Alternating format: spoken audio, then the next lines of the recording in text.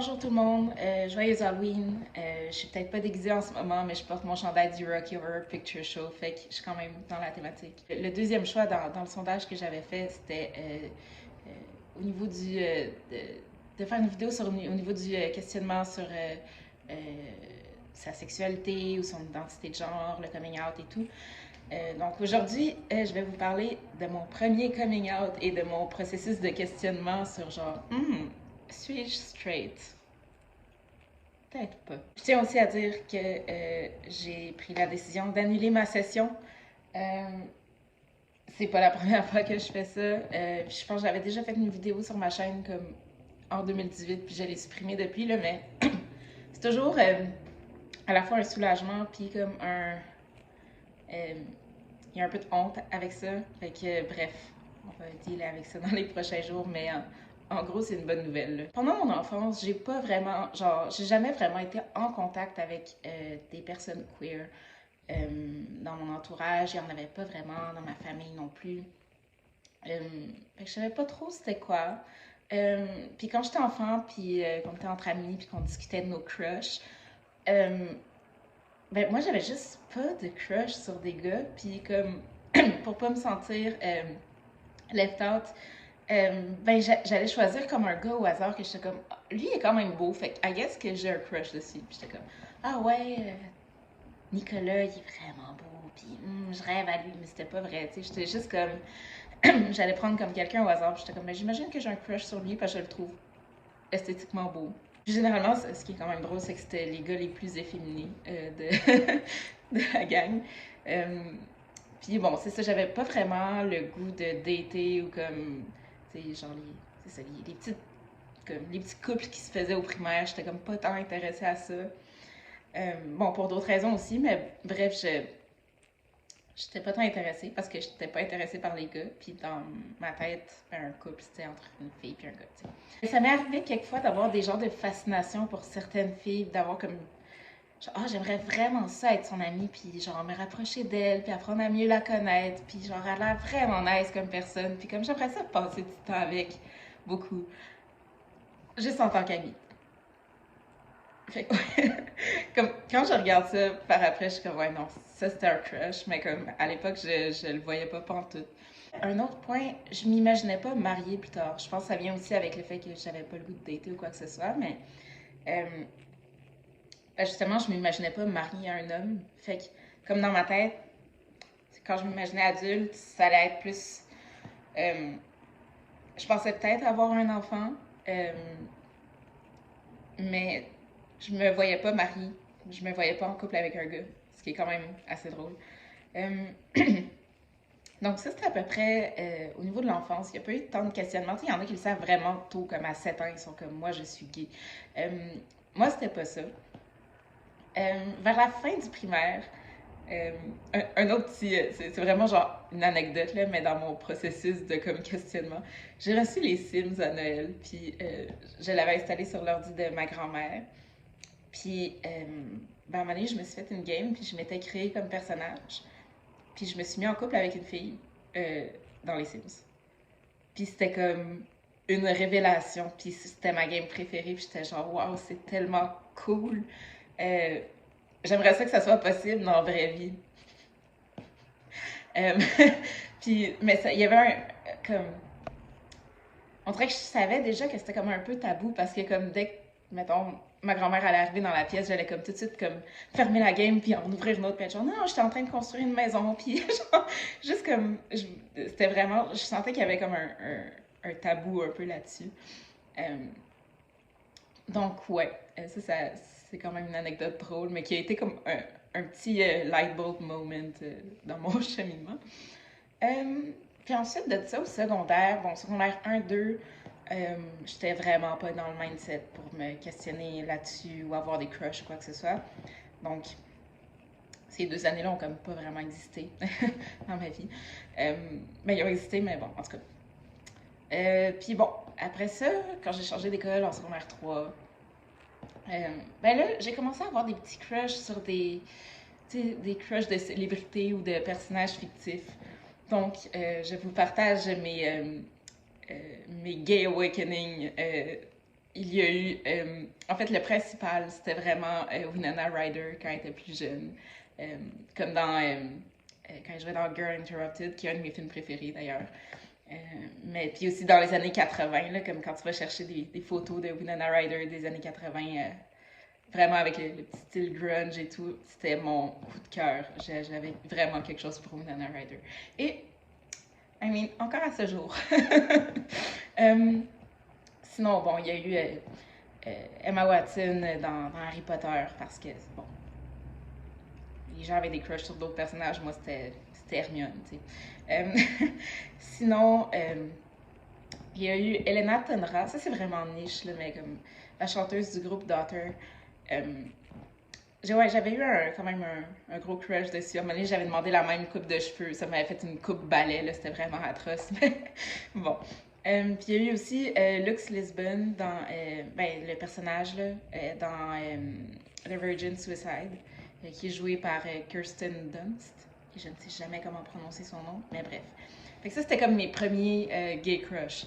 Donc comme là, je commençais à sentir qu'il se passait de quoi, mais j'étais comme, c'est normal, là, comme, toutes les filles ont des crushs sur d'autres filles, ou comme, tu sais, tout le monde, en tout cas, c'est normal, il n'y a pas de questionnement.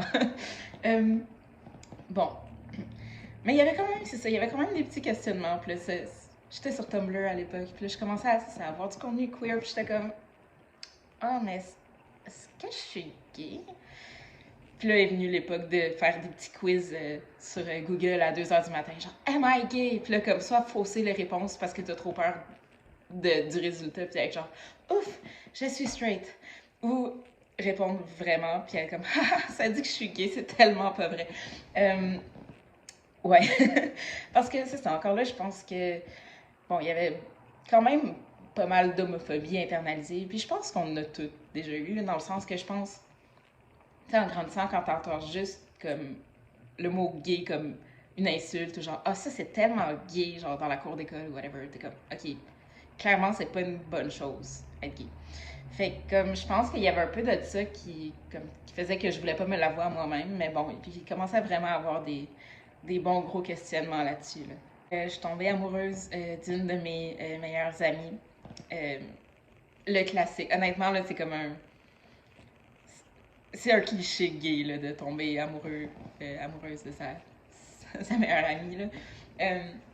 Dans le fond, c'était une fille avec qui j'avais été au primaire, mais comme on s'était pas vraiment parlé au primaire.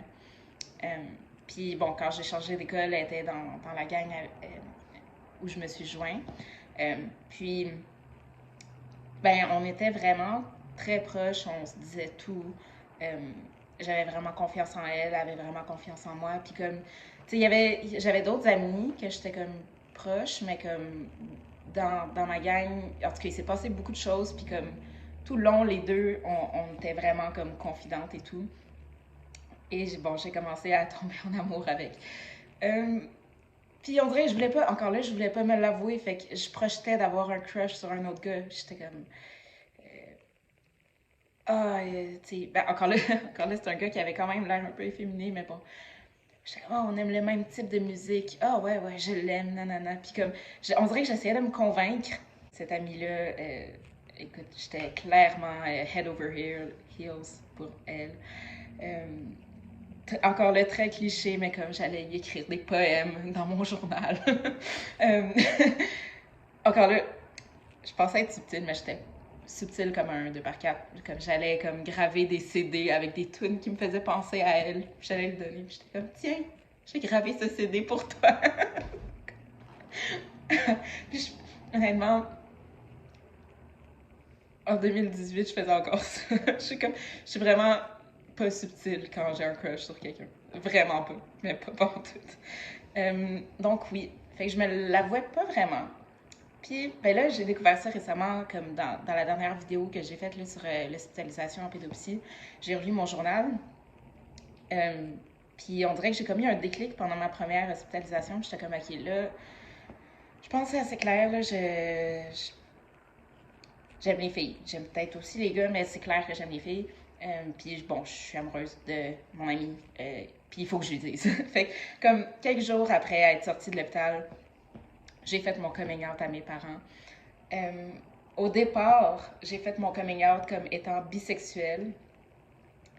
Puis on dirait que je me laissais comme une porte de sortie pour dire comme, tu sais, ça se peut que je sorte avec une fille, mais tu sais, il y a aussi la possibilité que je sorte avec un gars, là, paniquez pas. Genre, on dirait que, encore une fois, c'est comme, dans ma tête, c'est comme moins pire, tu sais. Puis bon, ça avait été vraiment stressant comme moment, mais mes parents l'avaient bien pris. Euh, je me rappelle, mes parents revenaient d'une marche, puis comme, je leur avais juste, je les avais assis dans le salon, puis j'étais comme, j'ai besoin de vous parler de quelque chose. Puis, euh, puis je leur avais juste montré le drapeau, puis j'étais comme, je pense que je suis bi. Puis là, ben, mon père l'avait super bien pris. Ce moment-là m'a marqué parce que bon, il revenait d'une marche, puis là, mon père était en train de s'étirer, fait qu'il était comme en train de faire des étirements de jambes, puis il était comme, tu sais, on va t'aimer toujours, peu importe. Puis comme j'ai juste cette image-là dans la tête. Désolée d'ailleurs pour les bruits, c'est le divan en simili-cuir qui fait des bruits de pète. Puis, ben, ma mère aussi l'avait bien pris. Mais je pense que de son côté, il y avait un petit peu plus d'inquiétude dans le sens que je me rappelle qu'elle m'avait dit ah, mais comme tu vas avoir une vie difficile. Puis j'étais comme ah, écoute, la vie va être difficile pour pas mal d'autres raisons avant ça, tu sais. Puis, genre, les mœurs sont évoluées et tout. Puis je pense que ça l'avait rassurée un peu.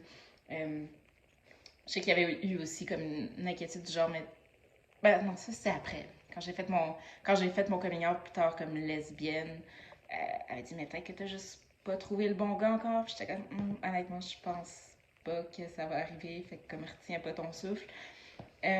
Mais bon, en général, mes parents étaient hyper ouverts d'esprit, hyper acceptants. Puis ils étaient comme, tu sais, on t'aime peu importe, puis on va accueillir la personne que tu vas ramener chez nous, peu importe son genre. J'ai oublié de mentionner, mais comme un des moments où je me suis rendu compte que j'étais en amour avec mon ami, c'est vraiment, encore une fois, très cliché. Ma fleur préférée, c'est la lavande dans la vie. Puis ça l'était avant aussi parce que j'aimais l'odeur, j'aimais la couleur, blablabla.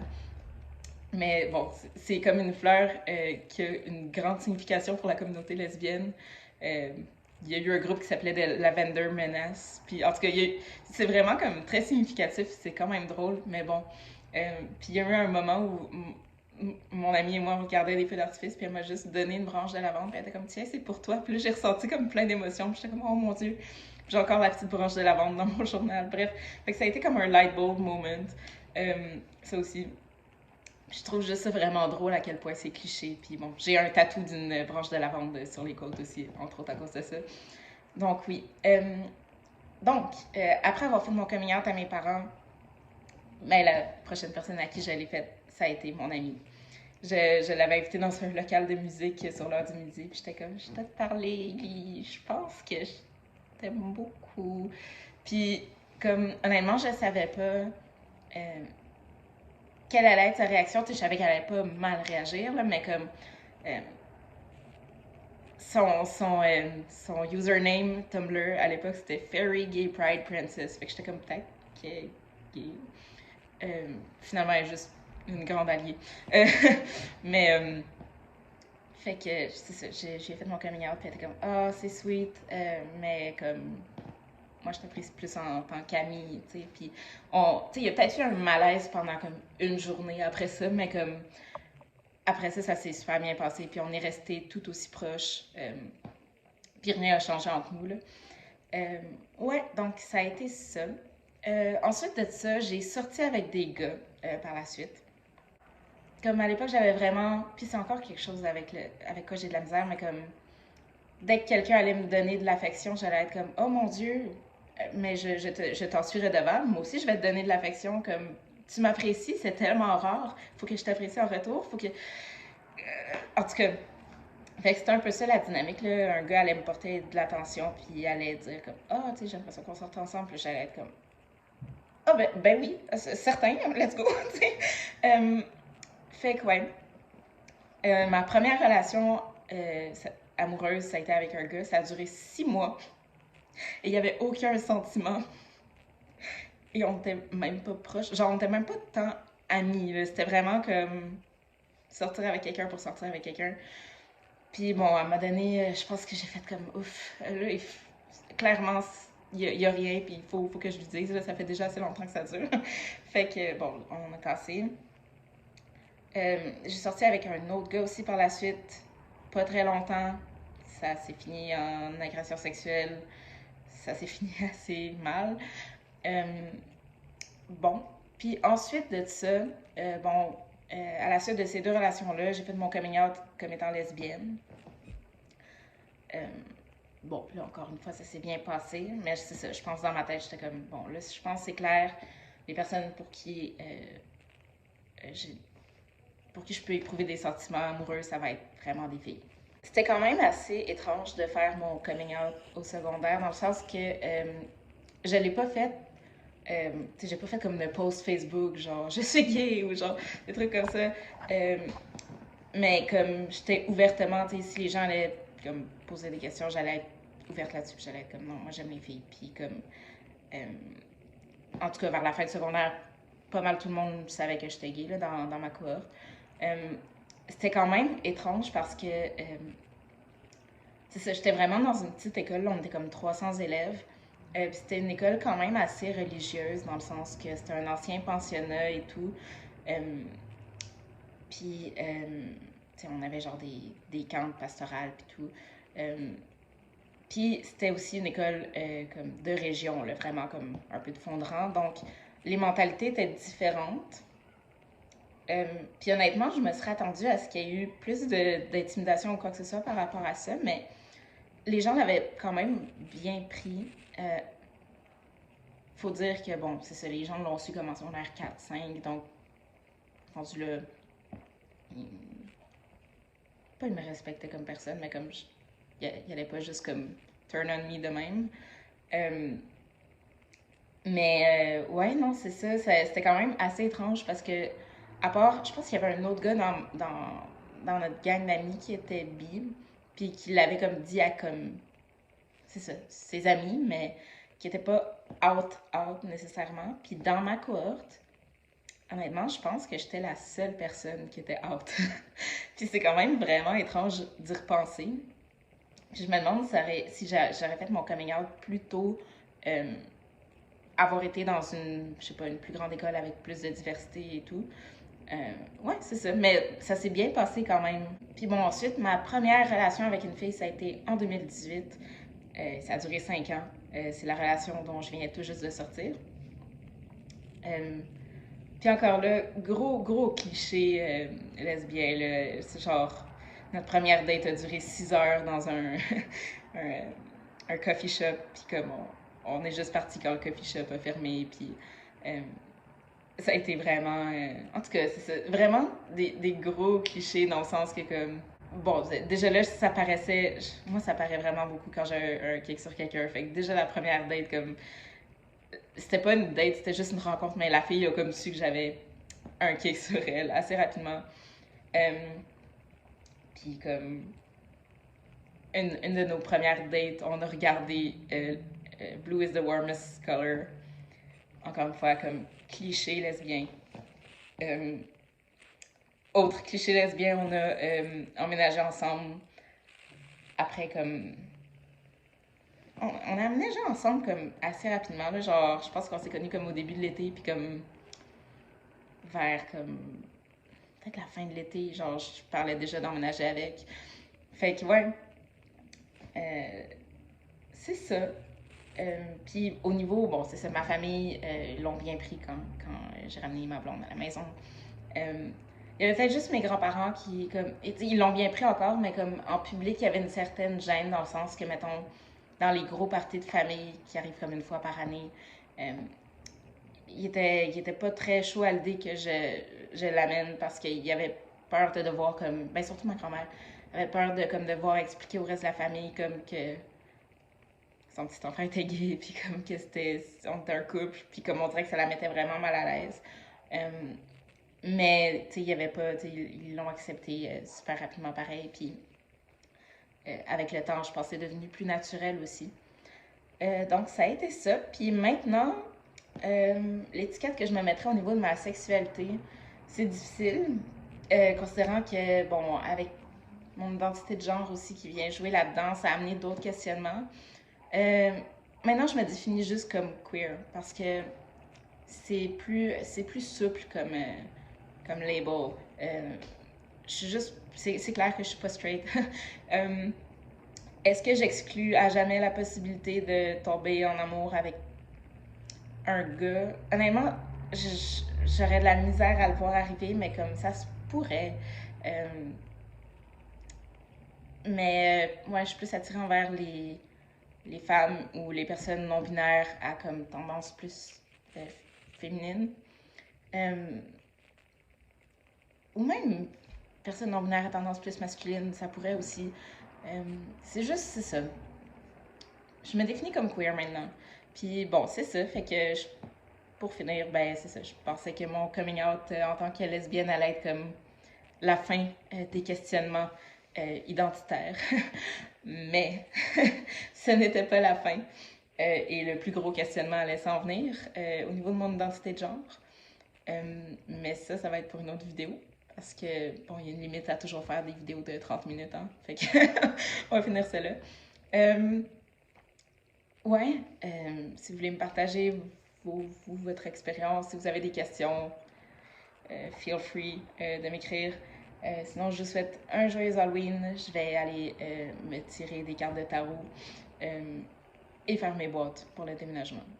Donc, bonne soirée et à la prochaine.